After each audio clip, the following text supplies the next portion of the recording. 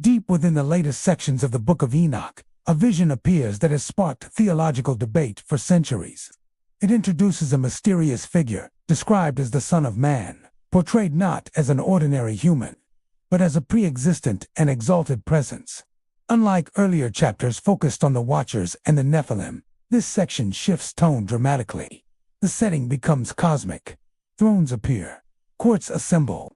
A figure described as righteous and chosen stands before the Ancient of Days. For modern American readers, the phrase Son of Man may immediately trigger New Testament associations, yet the Book of Enoch predates much of early Christian theology.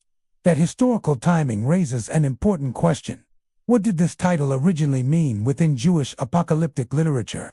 In Enoch's vision, the Son of Man is described as one who was hidden, revealed at an appointed time, and entrusted with judgment. The imagery is regal, but not monstrous. It conveys authority rooted in justice rather than force. Picture an ancient audience hearing this description for the first time.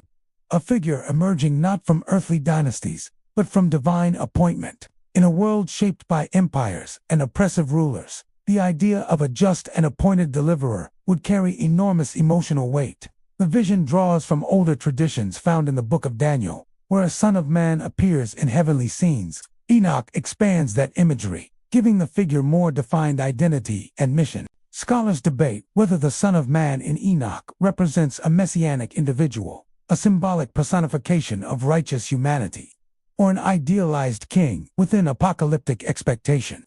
What remains clear is that the image is intentional and layered. Rather than focusing on spectacle, the text emphasizes moral authority.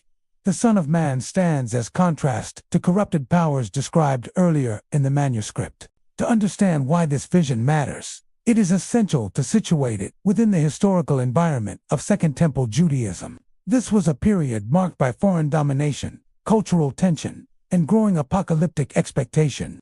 Jewish communities under Persian, Greek, and later Roman influence wrestled with questions about justice and sovereignty. When earthly systems appeared corrupt or unstable, apocalyptic literature provided hope through divine intervention imagery. The Son of Man in Enoch emerges from that atmosphere. He is not described as conquering through armies or violent uprising. Instead, he is portrayed as appointed judge, seated in authority to bring order where chaos has reigned. This distinction is significant. The earlier narrative about the Watchers emphasized misuse of power and imbalance. The Son of Man vision shifts toward restoration. It frames authority as corrective rather than destructive. Visualize a throne room filled with light rather than darkness. A setting of deliberation rather than chaos. The imagery contrasts sharply with the disorder introduced earlier in the book. For American audiences today, this section often surprises readers who assume Enoch is only about giants and fallen angels. In reality, the manuscript contains profound theological reflection about justice, leadership, and accountability. The Son of Man figure represents hope rooted in righteousness. Whether interpreted as symbolic or prophetic, the vision emphasizes ethical authority rather than spectacle. The enduring fascination with this passage lies in its bridge between ancient Jewish expectation and later Christian interpretation. It demonstrates how theological ideas evolve while preserving foundational imagery. Rather than fueling sensational speculation, the Son of Man vision invites careful study. It reveals how early communities envisioned restoration after imbalance. As the vision of the Son of Man unfolds, the language becomes increasingly structured and deliberate. The figure is described as one whose name was known before creation, yet revealed at a specific moment in history. That detail carries theological weight and requires careful interpretation. In apocalyptic literature, pre-existence does not always imply literal, metaphysical existence in the modern philosophical sense. It can represent divine foreknowledge or predetermined purpose. Ancient audiences understood destiny through poetic framing. To say someone was known before the foundations of the world communicated inevitability rather than biology. The Book of Enoch emphasizes that this figure is chosen, hidden, and later revealed. The concept of hiddenness reflects a common motif in Jewish literature. Divine plans often unfold gradually. What is concealed becomes visible at the appointed time. The Son of Man is portrayed as righteous and empowered to judge kings and mighty ones. Notice the contrast. Earlier in Enoch, power concentrated through corrupted watchers and destructive giants. Here, authority is grounded in justice and moral clarity. Picture a reversal of imbalance. Thrones, once occupied by oppressive rulers, now stand accountable. The imagery does not celebrate destruction, but correction. It frames judgment as restoration of order. Scholars have long debated whether this figure represents an individual Messiah, a heavenly agent, or a symbolic embodiment of faithful Israel. The diversity of interpretation reflects the richness of Second Temple theology rather than confusion. Importantly, the text avoids excessive physical description. The Son of Man is impressive, but not monstrous. His authority flows from righteousness, not spectacle. That restraint suggests the author's intent was theological reflection rather than fantasy exaggeration. For American readers accustomed to dramatic apocalyptic imagery in popular culture, this nuance is often overlooked. The vision is less about cinematic drama and more about moral equilibrium. The power of the passage lies in its contrast. After chapters detailing rebellion and imbalance, Enoch introduces a figure who represents corrective authority rooted in justice. The historical significance of this vision becomes clearer when compared with other Jewish texts from the same period. The Book of Daniel presents a similar figure, described as one like a son of man, coming with the clouds of heaven. That passage influenced later theological development profoundly. Enoch expands Daniel's imagery by adding narrative context. The Son of Man is not merely seen in a single scene. He is integrated into a broader cosmic framework involving judgment, restoration, and the defeat of corruption. This development reflects the evolving expectations within Jewish apocalyptic thought. As political oppression intensified under foreign empires, hope increasingly focused on divine intervention rather than human revolt. The Son of Man figure offered reassurance that ultimate authority did not rest permanently in the hands of earthly powers. Even when injustice appeared dominant, divine order would prevail. For modern audiences, it is important not to collapse this vision into later doctrinal debates too quickly. While Christian theology identifies Jesus with the Son of Man title, the original context within Enoch reflects Jewish expectation before the New Testament era. Understanding this distinction preserves intellectual integrity. It allows viewers to appreciate the historical development of theological ideas without oversimplifying them. The vision ultimately presents a counterbalance to the earlier narratives of misuse of power. Where the Watchers swore a rebellious oath, the Son of Man embodies faithful obedience. Where giants consumed without restraint, this figure judges with equity.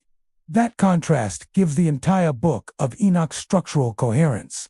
It moves from disruption to anticipated restoration. As we move toward the conclusion of this vision, one detail becomes increasingly significant. The Son of Man in Enoch is not portrayed as seizing authority through force. He is appointed. Authority is granted, not taken.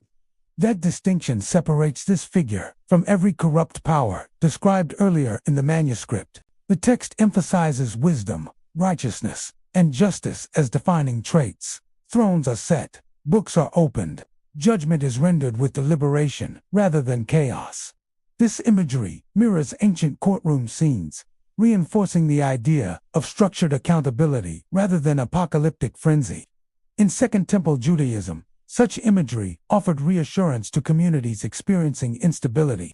When earthly rulers appeared unrestrained, apocalyptic visions reminded listeners that ultimate authority was not random. It was anchored in divine order. The Son of Man functions as a symbol of restored equilibrium. Earlier chapters described knowledge misused, power concentrated, and systems destabilized. This vision presents the opposite trajectory. Authority grounded in righteousness leads to correction rather than collapse. It is important to note that Enoch does not provide excessive narrative detail about the mechanics of judgment. The focus remains ethical rather than sensational. The Son of Man's role is to expose injustice and reestablish balance. For American viewers today, the enduring power of this imagery lies in its moral clarity. The vision does not glorify violence. It affirms accountability. It asserts that power divorced from integrity ultimately faces reckoning. This section of Enoch demonstrates how ancient apocalyptic literature addressed existential fear not through spectacle, but through structured hope.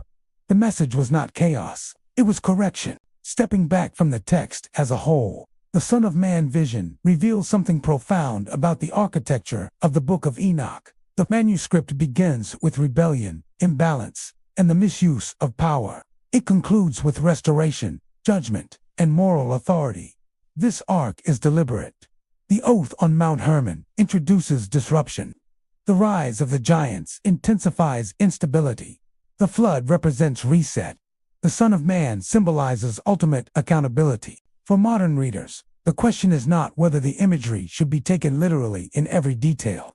The deeper question is what the narrative communicates about leadership and justice. The Son of Man figure challenges the assumption that power defines legitimacy. Instead, righteousness defines authority. In a world often captivated by dominance and spectacle, that message feels countercultural. Historically, this passage influenced both Jewish and Christian thought in significant ways. It shaped messianic expectation and contributed to later theological language. Understanding it within its original context enriches appreciation for its development. The reason many Americans have never explored this section is simple. The Book of Enoch exists outside most standard biblical canons.